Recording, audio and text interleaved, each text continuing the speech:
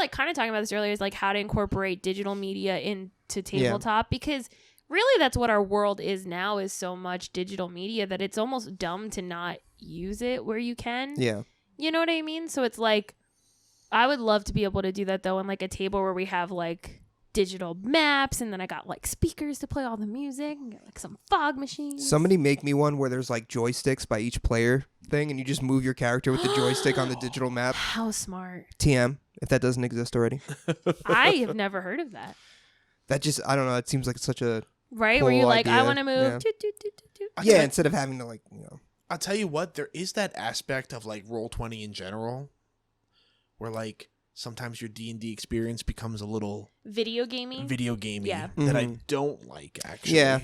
Yes.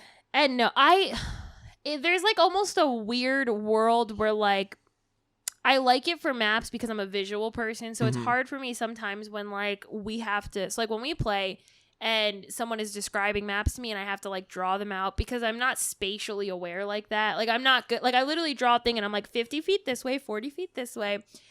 But that doesn't help me when I have to move. I only have 30 feet of movement. How far? Like literally every round, I'm like, okay, how far am I from this? How far? Because I can't see.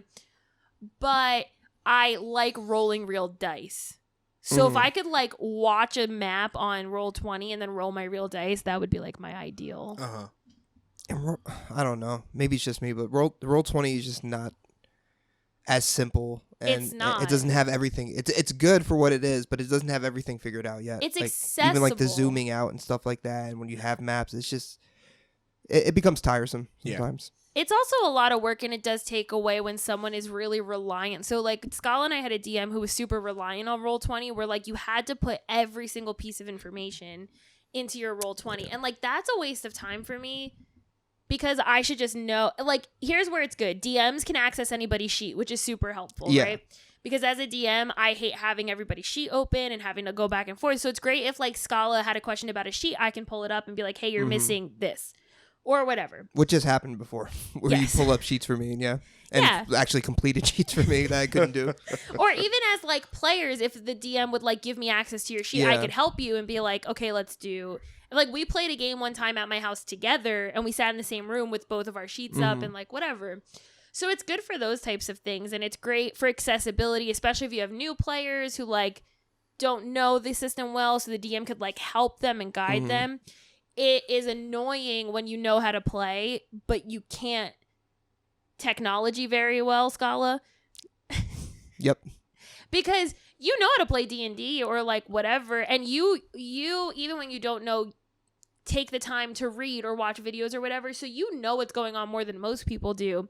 But you're not the best with technology, so it takes you a little while. It plays in my minds, I don't do the technologies. But it takes you a little while to like find the buttons and whatever, and sometimes that takes you out of the immersion because you're like, what do I do? How do I do this? Then I get nervous and I feel like I'm slowing down the game, and it's which just, like you're not, and most people are fine with it. But I can tell that it takes you out of the immersion because you're like, definitely. I'm sorry, how do I do this thing? And it's like no one cares, but I can tell as you as a player, it makes me nervous, and it definitely makes it harder to even role play. But that's definitely like the idea of the gaming table, to me at least. Like just imagine this whole thing was like a map, and like in a D&D campaign, or like even if it was just that, it was just like a map.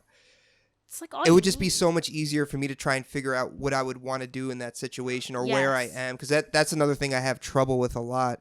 Is like where am I into relation? And I don't really understand the feat thing as much as I feel like I should probably at this point with the amount I play. But it's hard to tell sometimes with like, because a lot of times I'm all the way zoomed out on Roll20 because I want to see everything at one time, and you don't actually know how far you are from everything else. Yeah, you're kind of just in that bubble. That's the thing. And I do agree with you. It does become a little video gamey sometimes, where it's like, oh, my thing is wrong and I rolled this dice wrong and it equal, like that stuff does get on my nerves. And that's why like when I run one shots, I run them on Roll20, because 9 times out of 10 when I run a one shot, it's with a game no one has ever played. So it's easier for me to explain it on a sheet that I can see and I can read than everybody having their own sheet, me trying to have like 15 tabs open at the same time.